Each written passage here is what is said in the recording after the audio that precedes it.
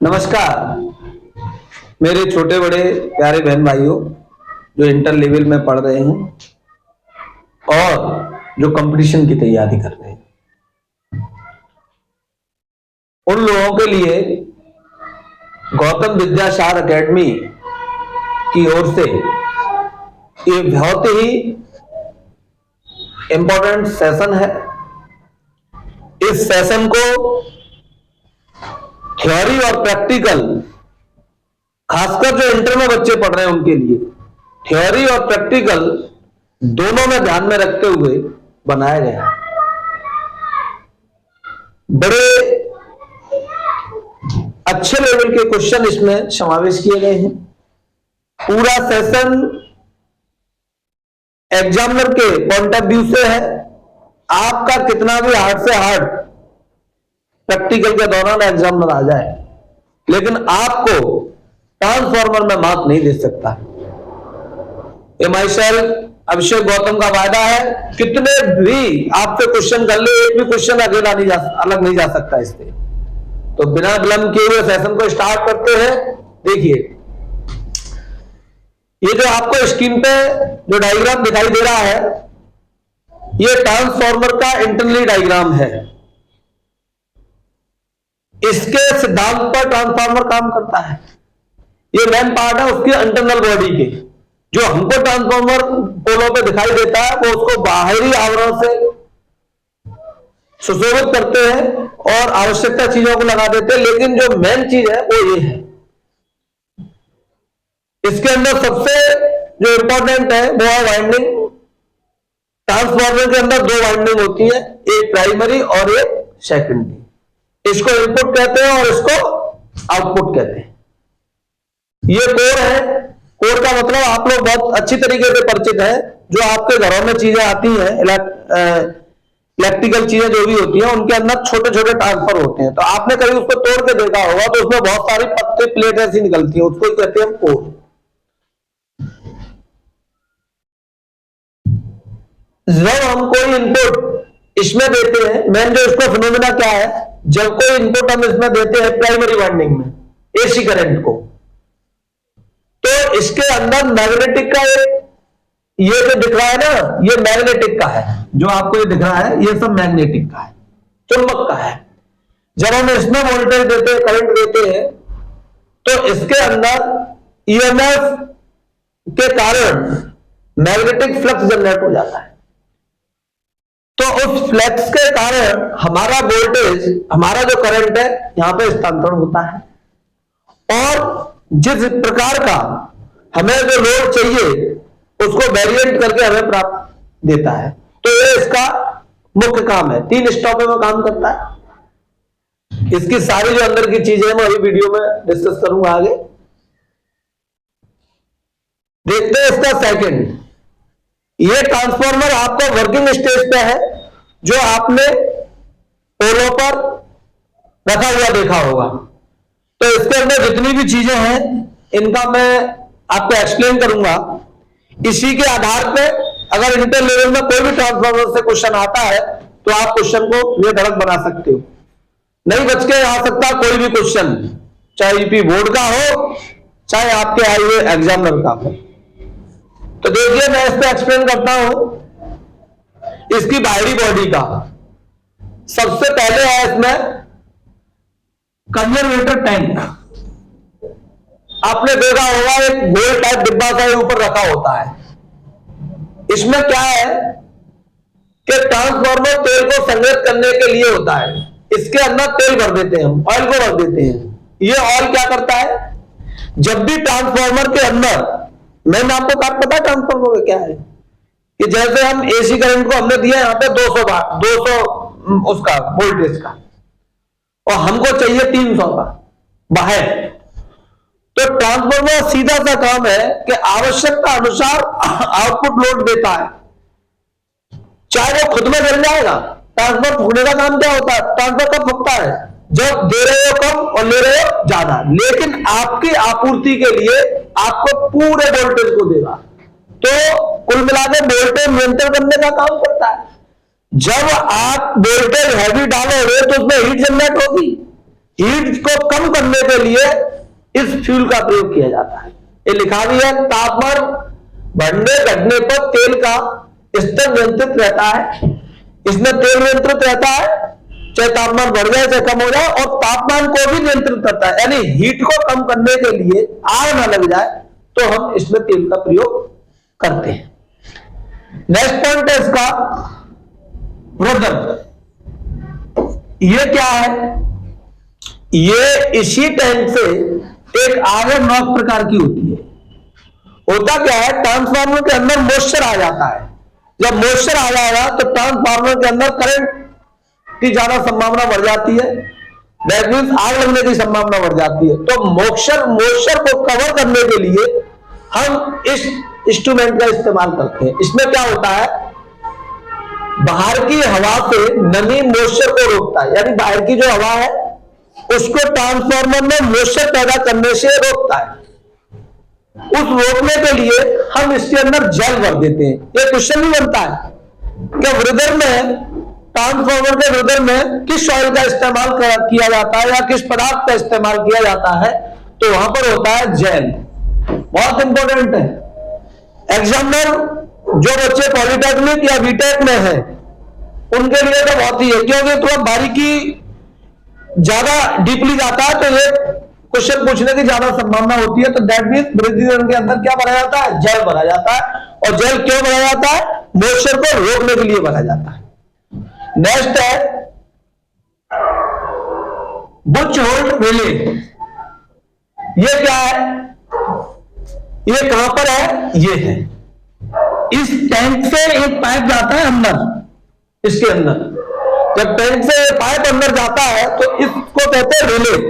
क्या कहते हैं, रिले कहते हैं। इसका मुख्य काम क्या है, आंतरिक खराबी, फॉल्ट का पता लगाता है। ये रिले जो भी आपका फॉल्ट का पता लगाता है, शॉर्ट सर्किट या गैस बनने पर अलार्म देता है। कहने का मतलब ये है, एक तरीके से ये सुविधा की दृष्टि से इसमें प्रयोग किया जाता है। इसका जो यूज है वो ट्रांसफार्मर के किसी वर्किंग स्टेज पर नहीं किया जाता। ये कब किया जाता है, जब ट्रांसफार्मर के अंदर हैवी हीट जनरेट हो जाए, उसके अंदर फॉल्ट की संभावना हो। कोई भी जब इंस्ट्रूमेंट में फॉल्ट होता है तो उससे पहले वो हीट होता है, तो उससे पहले ये क्या कर देगा, अलार्म दे देगा।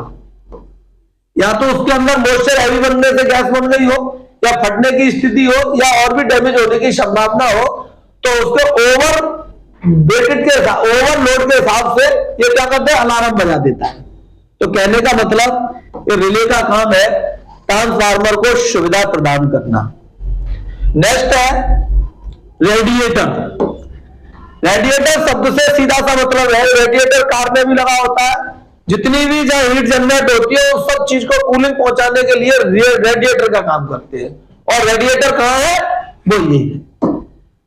अब इस रेडिएटर के अंदर पत्तियों का क्यों इस्तेमाल किया जाता है, एक सिंगल लेयर में क्यों नहीं बनाया जाता? उसका सीधा सा मतलब यह है कि आने वाली बाहर की हवा उस पत्तियों से टकराएगी और पत्तियों में ऑयल का फ्लो होता है, तो उस गर्म ऑयल जब ठंडी पत्तियों के संपर्क में आएगा तो वो धीमे धीमे उस ऑयल को ठंडा करता रहेगा। इसमें है ट्रांसफार्मर ठंडा करने के लिए इस पत्तियों का बहुत ज्यादा प्रयोग है। देखो यहां ट्रांसफार्मर में आपने जब मोटरसाइकिल होती है ना, मोटरसाइकिल की जो इंजन होता है उसके ऊपर हिस्से पे डिजाइन होती है ऐसी, उसका भी यही सेम कारण है कि जब हवा टकराए प्रेशर से तो उस इंजन को ठंडा करे। तो दैट मीन्स रिले है, इसका मुख्य काम है ट्रांसफार्मर को ठंडा करना। तेल गर्म को बाहर, यानी कि सीधी सी बात है, जब रिले से आएगा ठंडी रिले को गर्म तेल आएगा तो उसकी हीट को क्या करेगा, बाहर निकालेगा और हमारा ऑयल एक लेवल में बना रहेगा। ठीक है, तो रिले का काम समझ गए। एग्जाम में पूछता है कि ट्रांसफार्मर डिजाइन क्यों की जाती है, तो कोई बच्चा बता देगा अच्छा लगे, कोई बच्चा बता देगा उठाने के लिए अच्छा रहेगा। Nothing this matter. इसका टेक्निकली काम यही है कि ये डिजाइन के लिए नहीं लगाया जाता, शोभा बढ़ाने के लिए नहीं लगाया जाता। इसका मुख्य कार्य है ट्रांसफार्मर ये नहीं हुआ तो ट्रांसफार्मर जल जाएगा। ठीक, नेक्स्ट है ट्रांसफार्मर तेल। ट्रांसफार्मर के अंदर तेल का क्यों इस्तेमाल करते हैं, चलता थोड़ी ना है। तो उसमें तेल की जरूरत, इंजन थोड़ी ना लगा तेल की जरूरत है, सीधी सी बात है। ट्रांसफार्मर के अंदर मिनरल्स किया जाता है जो ट्रांसफॉर्मेशन को इंसुलेशन का काम करता है। कहने का मतलब का चालक होता है और हीट का तो चालक होता है, और उसके अंदर जो प्रतिरोध है उसका तो चालक, मैं इंसुलेशन का काम कर, कूलिंग का काम कर। सीधी सी बात इतनी मान लो कि जो ट्रांसफार्मर में ऑयल है वो ठंडा करने का काम करता है, मेन टैंक होता है, मेन टैंक से ऑयल इसमें आता है और ये पूरे इसको ठंडा करता रहता है। नेक्स्ट है, यहां ऑयल आता कैसे, इसके अंदर मोटर नहीं होती, आता इसलिए उसमें हीट प्रोड्यूस होती है। जब किसी भी लिक्विड में जब हीट आ जाएगी तो जो पार्टिकल है तो कॉलाइट पैदा हो जाएंगे, और कॉलाइट का मतलब खोलने लगेगा मतलब, तो हमेशा गर्म चीज ठंडी चीज की तरफ भगती है, तो इसमें ज्यादा हीट होता है तो वो ठंडे की तरफ भगता रहता है और ये फ्लो बन जाता है और वो आगे पीछे ऑयल होता रहता है, इससे ट्रांसफार्मर हमारा ठंडा होता रहता है। नेक्स्ट है ट्रांसफार्मर कोर, जो मैंने आपको पहले वीडियो में अभी बताया, सॉरी पीछे वाले उसमें स्लाइड में बताया था। कोर देखिए, मैं दिखाता हूं आपको, ये कोर है, ये दिख रही है, ये सिंगल नहीं है, ये बहुत सारी पत्तियां लगी हुई हैं, तो इसको ही कहते हैं कोर।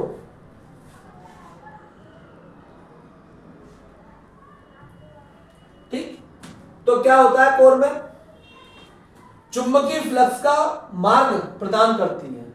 मैंने बताया था कोर से क्या होता है, जो हमारा चुंबकीय फ्लक्स है, जो मैग्नेटिक डिफरेंस की वजह से उसमें जो फ्लक्स पैदा होता है उसका मार्ग को तय करती है, यानी उसका चुंबकीय फ्लक्स वहां से प्रवाह करता है, ऊर्जा हानि को कम करती है। जितनी भी उसके अंदर प्लेट की संख्या ज्यादा होगी तो उसके अंदर जो ऊर्जा में जो हानि, जो आप इंटरनल करंट दे रहे हैं उतना ही आउटपुट मिलने की आशा करते हैं। उसके अंदर ट्रांसफार्मर हमेशा 80 से 90, यानी कुल मिलाकर अच्छे किस्म के ट्रांसफार्मर है वो 99% तक आउटपुट देते हैं। तो उस आउटपुट को हैवी प्राप्त करने के लिए हम इन को प्रयोग करते हैं। इसमें सीधी सी बात है, ऊर्जा की हानि कम होती है। क्यों? एक हाई स्कूल लेवल का सिद्धांत है, ऊर्जा को ना ही तो नष्ट किया जा सकता और ना ही उत्पन्न किया जा सकता, एक फॉर्म से दूसरे फॉर्म में ट्रांसफर की जाती है। तो इसी आधार पर हमने जो भी एनर्जी दी है उस एनर्जी को पूरा लेने के लिए हम इस कोर का इस्तेमाल। नेक्स्ट है इसमें विस्फोट निकास, ये क्या है, विकास वाल्व ये है, जब ट्रांसफार्मर के अंदर हीट जनरेट होती है तो उसके अंदर इतना हैवी कॉलाइट प्रोड्यूस हो जाता है कि वो अपने आप में फटने की आशंका रखता है। तो उस जो विस्फोट होने के चांस हैं के लिए एक वाल्व का प्रयोग किया गया है, वो है हमारा ये बाहर ऊपरी साइड में लगा होता है। होता क्या है, एक निश्चित प्रेशर पर इसको लगाया जाता है कि इतने प्रेशर पर ये फट जाएगा, यानी कहने का मतलब बॉडी का हार्डनेस को हम नाप के एक प्रेशर में से 10 टन प्रेशर पे या 5 टन प्रेशर पे फट जाएगा, उतनी हैवी तक इसमें अगर प्रेशर बॉडी लगाने लगी फटने के लिए तो बॉडी से पहले ये फट जाएगा, यानी इसके प्रेशर से इसका प्रेशर कम होता है और फटने के बाद इसके अंदर जो फटने की संभावना है वो खत्म हो जाएगी। भाई कहने का मतलब उसके अंदर कॉलाइट है, वो कॉलाइट खत्म हो जाएगा, बॉडी नहीं फटेगी। मैं एक आपको एग्जांपल देता हूं, सपोज करो बड़ा इंटरेस्टेड है कि आपके इलाका में एक ट्रक जा रहा है और ट्रक के अंदर गैस भरी हुई है, अचानक उसके अंदर आग लग जाए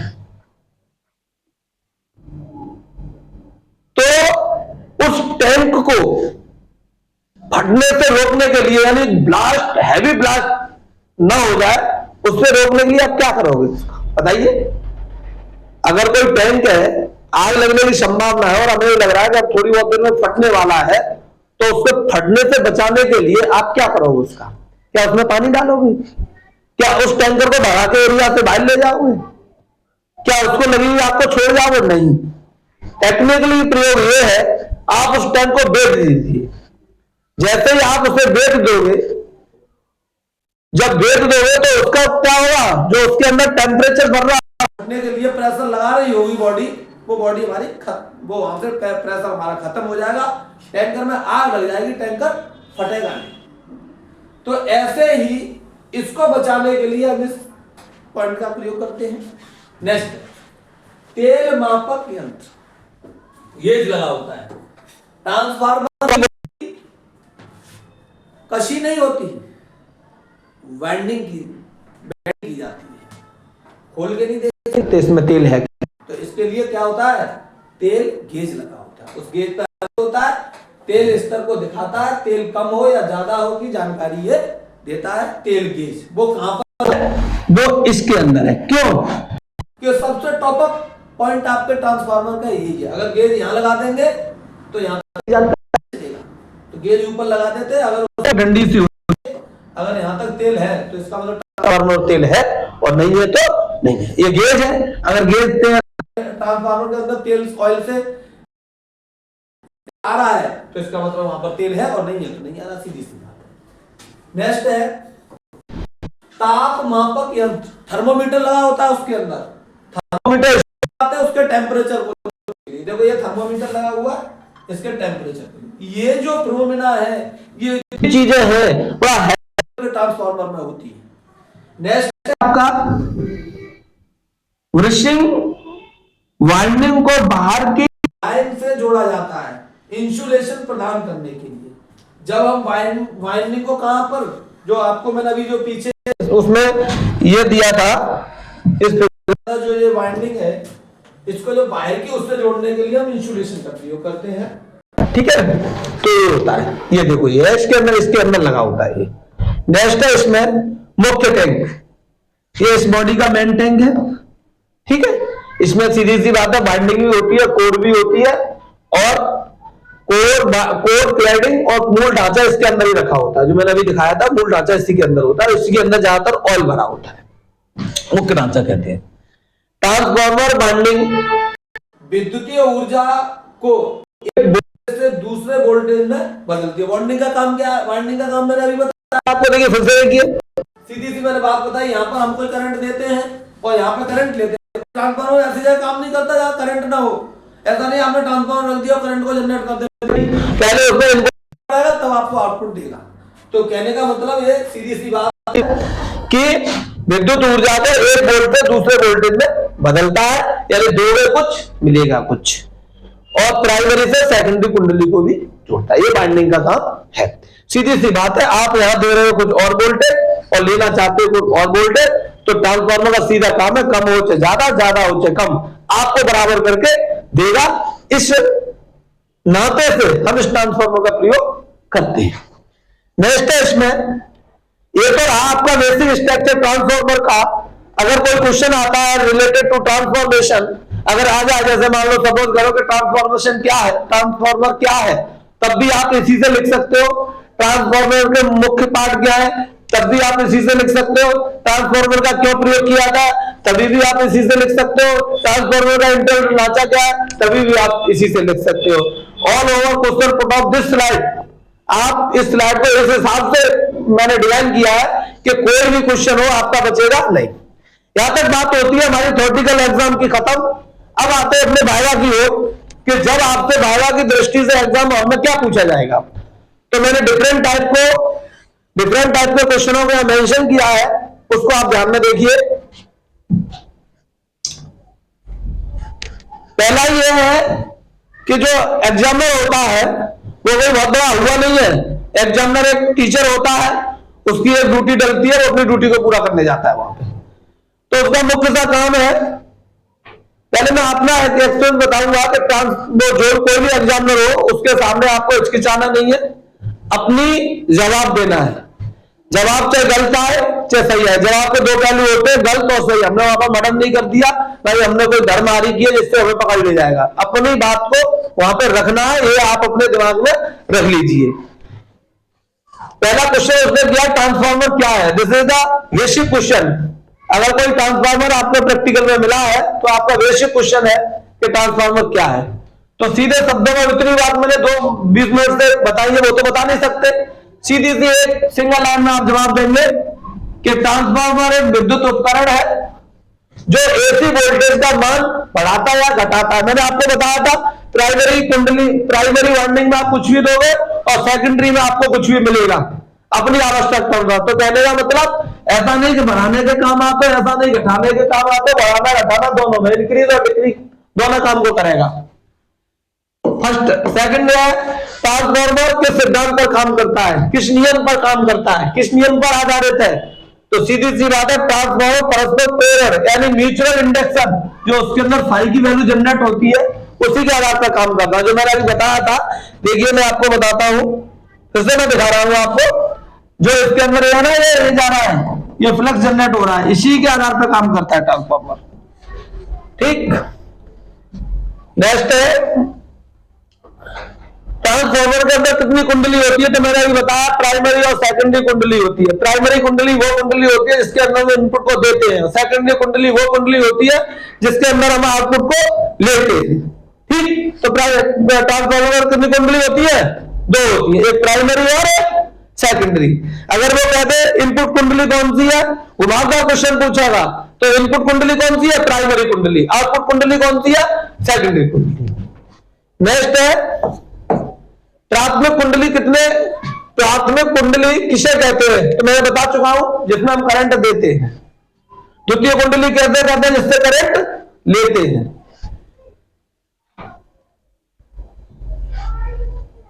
और इसमें क्वेश्चन है, देखिए ट्रांसफार्मर में कोर किस धातु का बना होता है, बहुत इंपॉर्टेंट फेमस क्वेश्चन है, क्योंकि हम बात कोर की करते हैं तो कोर हमारा नरम लोहे का बना होता है।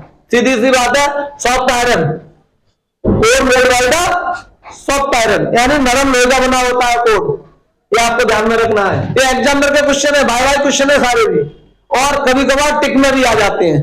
बहुत सारे है जो आपको ऑप्शनल क्वेश्चन दर्शाएंगे पेपर में, उसमें से अगर ट्रांसफार्मर से कोई भी क्वेश्चन आता है तो इनसे ज्यादा नहीं बन सकता। ट्रांसफार्मर केवल एसी पर ही क्यों कार्य करता है, बताइए क्यों करता है।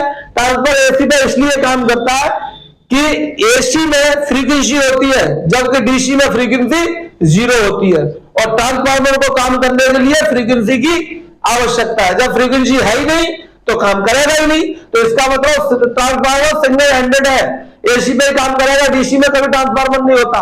कोई भी डिवाइस हो, अगर उसमें ट्रांसफार्मर से बाहर लाइट निकल गई फिर ट्रांसफार्मर का काम नहीं है। नेक्स्ट, ट्रांसफार्मर में 2 प्रकार में बांटा गया, स्टेप अप और स्टेप डाउन। स्टेप अप और स्टेप डाउन ट्रांसफार्मर क्या होते हैं, जो इसके अंदर मैंने अभी कुंडली बताई थी, फेरो की संख्या, जब हमारा देखो यहां पर लिखा है स्टेप अप, जिस ट्रांसफार्मर में आउटपुट वोल्टेज इनपुट से अधिक हो। कहने का मतलब यह है अगर हमें वोल्टेज ज्यादा की आवश्यकता है तो अप का काम करेंगे। अप का काम करेंगे क्यों करेंगे कि उसके अंदर कुंडली, जैसे ही हम कुंडली की संख्या बढ़ा देंगे तो आपको ज्यादा वोल्टेज मिलेगा, करंट कम मिलेगा। अब तुम कहोगे कि ये कौन सी बात, वोल्टेज ज्यादा है तो करंट भी ज्यादा होना चाहिए। नहीं, आपने बहुत स्थिति से देखा होगा, जब हम किसी लाइट में कोई इंस्ट्रूमेंट कनेक्ट करते हैं तो बल्ब आपको डिम सा दिखाई दे जाता है, तो ऐसा लगता है इसमें लाइट कम हो गई। अगर लाइट के अंदर पावर फ्रीक्वेंसी पूरी है, वोल्टेज की दक्षता पूरी है, तो आपको बल्ब कम दिखाई नहीं देगा। आप नेक्स्ट चीज जोड़ने का लाइट बैठ गई तो बैठती नहीं है, वो वहां पर करंट कम है और वोल्टेज ज्यादा है। कुल मिलाकर वोल्टेज की स्टेबिलिटी को प्राप्त करने के लिए हम इनका सहारा लेते हैं, स्टेप अप और स्टेप डाउन का। अगर हमें वोल्टेज ज्यादा की आवश्यकता है तो स्टेप अप ट्रांसफर होगा, और वोल्टेज कम की आवश्यकता है तो स्टेप डाउन ट्रांसफर होगा। अब मैं बताता हूं, देखिए अगर इसमें डिजाइन किया जाता है, आपके इंस्ट्रूमेंट को किसकी आवश्यकता है, वोल्टेज ज्यादा की या कम की। अगर इंस्ट्रूमेंट को वोल्टेज ज्यादा की आवश्यकता है तो फेरों की संख्या हम बढ़ा देंगे, ये स्टेप अप हो गया। और अगर आपको वोल्टेज कम की आवश्यकता है तो हम क्या करेंगे, फेरों की संख्या कम कर देंगे, इसमें ज्यादा कर देंगे। आपको हैवी वोल्टेज लगाओगे तब भी कम वोल्टेज मिलेगा। तो ये नीड है किस इंस्ट्रूमेंट में आप प्रयोग करना चाहते हो, उस हिसाब से डिजाइन किया जाता है। ठीक, तो हम बात आ गए स्टेप अप और स्टेप डाउन में, समझ में आया स्टेप अप और डाउन, और कैसे कर लेते हैं स्टेप अप और स्टेप डाउन, फेरों की संख्या से। नेक्स्ट है ट्रांसफार्मर में ऊर्जा की हानि। ट्रांसफार्मर में ऊर्जा की जो हानि होती है वो एसी करंट हानि और हिस्टेरिस हानि और ताम्र हानि, यानी कुल मिला के है कि एक ये और ये दो प्रकार की हानि होती है और एक एसी करंट आती है। तो हम बात करें कि ताम्र हानि तब होती है जो प्राइमरी और सेकेंडरी अगर कुंडली बताई थी उनके अंदर लोड पे वेरिएशन पर डिपेंड करती है। अगर लोड आपका ज्यादा है हानि प्राप्त हो जाएगी, ताम्र हानि प्राप्त होगी, और अगर लोड कम है तो ताम्र हानि। कुल मिलाकर यह है कि ताम्र जो हानि है बहुत मोस्ट इंपोर्टेंट वो क्वेश्चन है, कई बार एग्जाम में पूछ लेता है कि ताम्र हानि किसके कारण होती है। तो ये ज्यादा टेक्निकल सवाल है, जो बच्चे पॉलिटेक्निक और बीटेक कर रहे हैं उस स्टैंडर्ड का क्वेश्चन है, या कोई ज्यादा ही खड़ूस एग्जाम में आ जाए तो बहुत अंदर से बात को पूछ ले। तो कहने का मतलब ताम्र हानि किससे होती है, दोनों कुंडली के बीच में लोड पे डिपेंड करती है। ताम्र हानि किस पर डिपेंड करती है, लोड पे डिपेंड करती है, आप ट्रांसफार्मर के अंदर लोड कैसे डाल रहे हो। और जो हिस्टेरिसिस हानि है, ये आपकी हिस्टेरिसिस हानि होती है, वो आपकी ज्यादातर होती है प्रतिरोध पर। हिस्टेरिसिस हानि किस पर डिपेंड होती है, प्रतिरोध पर। जो आपका कुल मिलाकर यह है कि जो आपने तार को प्रयोग किया है कुंडली में, तार की जितनी लेंथ बढ़ती जाएगी हिस्टेरिसिस हानि उतनी भी ज्यादा होती जाएगी। जो उसके बीच में प्रतिरोध है, हिस्टेरिसिस हानि टोटली किस पर डिपेंड है, प्रतिरोध पर डिपेंड है, आप ये मान लीजिए। नेक्स्ट है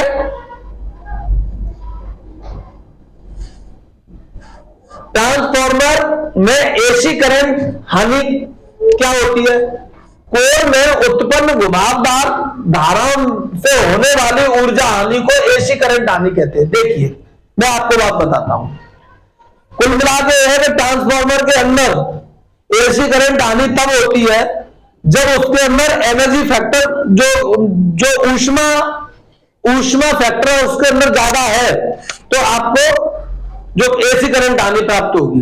क्यों कि हमारी एनर्जी निश्चित है, जो हमने एनर्जी दी है वो निश्चित है, तो ऊष्मा एनर्जी हानि में हमारी एनर्जी ज्यादा वेस्ट हो गई तो आउटपुट में हमें कम मिलेगी। तो उसी को हम क्या कहते हैं, एसी करंट हानि, यानी ऊष्मा हानि को ही एसी करंट हानि कहते हैं। एसी करंट हानि ऊष्मा हानि के कारण होती है, इतनी बात समझ लो। एसी करंट हानि किसके कारण होती है, ऊष्मा हानि के कारण। नेक्स्ट है हिस्टेरिसिस हानि। हिस्टेरिसिस हानि है वो प्रतिरोध, और दूसरी बात चुंबक और विचुंबक। जो ट्रांसफार्मर के अंदर एक फिनोमेना है चुंबकीय और विचुंबकीय, यानी चुंबकन हो रहा है विचुंबकन हो रहा है, उसके दौरान जो भी हानि उत्पन्न होगी वो आपकी हिस्टेरिसिस हानि है, और रेजिस्टेंस के भी कारण है, दोनों कारण है उसके। ट्रांसफार्मर की दक्षता एफिशिएंसी क्या होती है, आउटपुट शक्ति अनुपात में ट्रांसफर की दक्षता, यानी कहने का मतलब आउटपुट दे रहे हैं उसके हिसाब को इनपुट दे रहे हैं उसके हिसाब से आउटपुट हमें सही मिल रहा है, यानी कम से कम 99% मिल रहा है। तो इसका मतलब यह है कि ट्रांसफार्मर उच्च दक्षता वाला है। जितना ये परसेंटेज कम होता जाएगा उतना ही आपका ट्रांसफार्मर की शक्ति कम होती है। दैट मीन्स ये होता है BS upon BP, BS upon BP, यानी सेकेंडरी में प्राइमरी का भाग दे दो, जो भी आपका पावर फैक्टर निकल के आएगा वो भी इंटू 100 से वो भी आपकी क्या होगी, दक्षता होगी। ठीक है। नेक्स्ट है आपका ट्रांसफार्मर का दैनिक जीवन में क्या उपयोग है। अभी मैंने बताया जितने भी इलेक्ट्रिकल इंस्ट्रूमेंट हैं जहां हमें आउटपुट करंट की आवश्यकता है वो सब में ट्रांसफार्मर है। एक छोटे से छोटा मोबाइल का चार्ज है ना, उसमें भी ट्रांसफार्मर लगा है, आप तोड़ के देख लेना, उसमें भी छोटा सा ट्रांसफार्मर लगा है। तो इसलिए ट्रांसफार्मर और डिजाइन में जितनी भी इलेक्ट्रिकल जो भी है इंस्ट्रूमेंट उस सब में ट्रांसफार्मर का काम है। ठीक, ट्रांसफार्मर में लिमिटेड कोर क्यों लगाई जाती है, इसलिए लगाई जाती है कि उसके अंदर हानि कम हो। अगर ज्यादा आप एसी करंट हानि कम करने के लिए लिमिटेड कोर का प्रयोग किया जाता है। आप जितनी कोर ज्यादा करोगे एसी हानि ज्यादा हो जाएगी और कम करोगे कम होगी, दैट मीन ठीक। तो इसमें जितने भी ये क्वेश्चनों को मेंशन किया गया है ये आपके वाइवा के पर्पज से है और आपके जो पेपर में जो वन लाइनर क्वेश्चन आते हैं उसके पर्पज से है। तो मैं आप सभी छोटे बड़े बहन भाइयों से आशा करूंगा कि गौतम विद्यासागर एकेडमी आपके साथ ईमानदारी और निष्ठा के साथ कार्य करने के लिए तैयार है। बस आपसे मैं छोटी सी उम्मीद चाहूंगा, गौतम विद्यासागर जो भी एकेडमी है, इससे आप अपने छोटे बड़े बहन भाई, चाहे आप कंपटीशन लेवल के हो चाहे आप एकेडमिक लेवल के हो, जुड़ने का कार्य करिए। बहुत दमदार टीम के साथ हम आपके साथ खड़े हुए हैं। थैंक यू, धन्यवाद। मिलेंगे नेक्स्ट वीडियो में।